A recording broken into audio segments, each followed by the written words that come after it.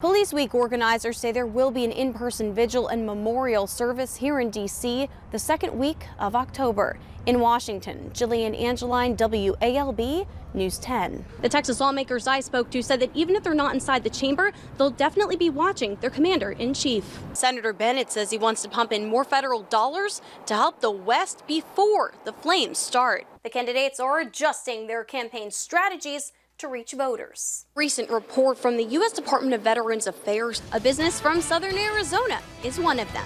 Spartan Shield aimed to train with regional partners here in the Middle East. Like Fortnite, League of Legends, and Call of Duty. I've got one right here. Cap tells me it attaches directly to the helmet using some clips and some Velcro. They'll be competing with the sounds of the Blue Angels and the A-10 Thunderbolts too. In Waco, Jillian Angeline, Channel 6 News. Back to you, Leslie. So I'm going to step out of the shot, take a look at what you have behind me, this pile of debris. I strapped up into combat gear with the spouses and climbed into a Humvee.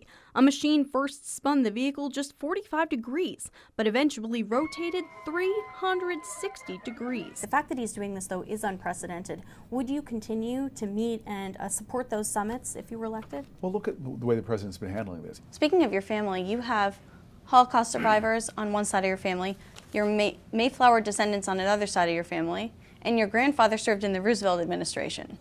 So how does this impact your outlook on life? It impacts everything I think about. No heat, sub-freezing temperatures, burst pipes causing billions in damage. It is very frustrating. I think we're all surprised at what's happened. Texas lawmakers like Congressman Roger Williams are demanding answers from the Electricity Reliability Council of Texas, or ERCOT, who manages the flow of electricity. ERCOT tried to keep up with the unprecedented demand for power and heat during the Arctic chill, but power plants started going offline and power never came back on. ERCOT officials say they're investigating and admit all energy sources like natural gas, wind, solar, and nuclear had challenges. The debate on the grid's future now front and center. We believe renewables are the future. They are reliable, they are affordable. Trade Association American Clean Power's Heather Zeichel says officials should implement more innovative grid technology and use battery energy storage systems to replace outdated equipment and prepare for extreme weather. Meanwhile, University of Houston Energy fellow Ed Hers proposes a complete overhaul of the grid, a regulated market where utility companies control the total flow of electricity. He's been sounding the alarm about the grid's reliability for years. Hers says the power companies need financial incentive to keep all their equipment prepared year-round, not just during the steamy summer months. In this model, prices would rise for customers, but he says it would be worth it. For those who've lost family members, what's the price there? Here in Washington, a group of bipartisan senators are calling for a hearing to discuss the affordability and reliability of the Texas grid. No word on a date for that hearing. In Washington, Jillian Angeline, East Texas News. It is really smart. It is really safe. Steve White, CEO of Harvest Health and Recreation, has 36 dispensaries in the U.S., 15 of those in Arizona. He's a strong supporter of Prop 207, legalizing recreational marijuana. If passed, Prop 207 would charge a 16% tax on marijuana sales to fund things like highway projects, police and fire departments, and community colleges. White says it would mean more customers for dispensaries like his, but there's an underlying financial issue in the industry. Marijuana businesses cannot get full access to banking services. Most banks don't consider them legitimate because marijuana is not federally legal. We can't walk into a bank today and go get loans. Tyler Berline with Hyper, a financial technology company, helps highly regulated industries like the marijuana industry conduct legal transactions with some banks. He says the industry needs more financial support to operate like any other business. They need access to traditional lending. They're getting hit from every side, and the industry certainly would benefit from some reprieve. Berline is hoping Congress passes the Safe Banking Act, legislation first introduced back in 2017, which would make sure federal regulators cannot penalize or prohibit banks from working with the industry. He says it's time for the Financial Crimes Enforcement Network to update their 2014 regulatory guidelines for banks serving marijuana businesses.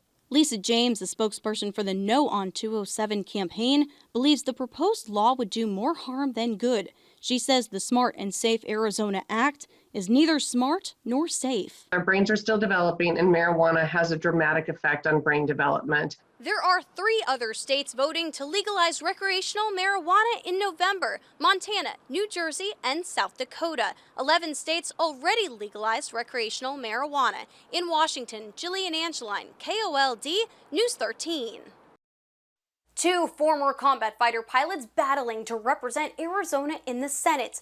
But with 180,000 coronavirus cases in the state, the candidates are adjusting their campaign strategies to reach voters. We don't want to be involved in spreading this virus. Before COVID-19, candidate Mark Kelly traveled all over the state. But when the pandemic hit, he took his campaign completely virtual. Kelly's team says he has participated in at least 40 virtual events, Zoom calls, roundtables, and phone banks. Recent polls have him leading the November race, some only by a small margin. He tells me he's not worried about the numbers. I think it would be, at this point, be an irresponsible thing to do, to go out there in public. Critics of Kelly's opponent, Senator Martha McSally, have raised concerns because while the senator has hosted more than 30 virtual events, she's still holding in-person gatherings.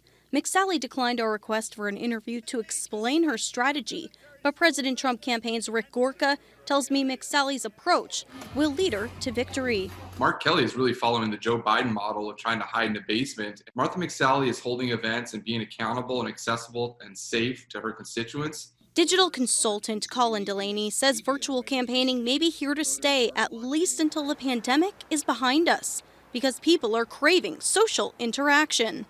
People who might not have done a FaceTime call with a volunteer or had a text exchange with a staff member, they might be much more open to doing that now. There are 90 days left until the November 3rd election. In Washington, Jillian Angeline, KOLD, News 13.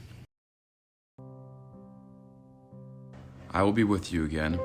I will teach you to ride your first bike, build your first sandbox, watch you play sports, and see you have kids also. Words written by Staff Sergeant Chris Hake to his 1-year-old son, Gage. But Hake would never be able to do any of those things with his son. Hake was killed in an EFP blast in Baghdad on March 23, 2008, leaving behind his wife, Kelly, and Gage. Casualty assistance officers brought that horrible news to Kelly's door. The door the first time, I kind of knew that they were there, but I wasn't really thinking. I was still halfway asleep. So I shut the door and said no.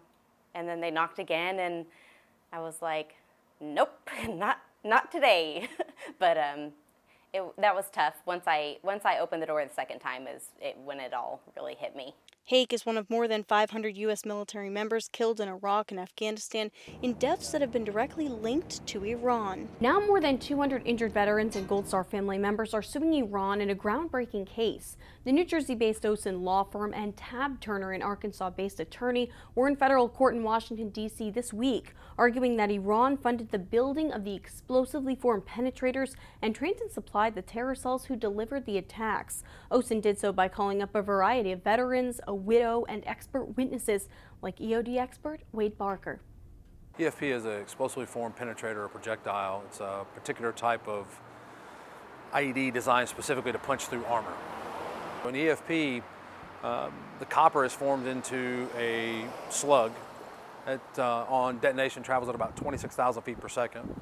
On impact, depending on the distance, somewhere around 10 to 15,000 feet per second is how the speed is traveling. Army veteran Christopher Levi, a former specialist, still bears the evidence of the EFP's power and intense heat. You see a hole here? Yeah. This is an exit wound, and this is the entrance room. And I had a hand mic, like a old Holmes hand phone receiver, and was communicating with the driver and the gunner and surveying the area and keeping contact with the other trucks.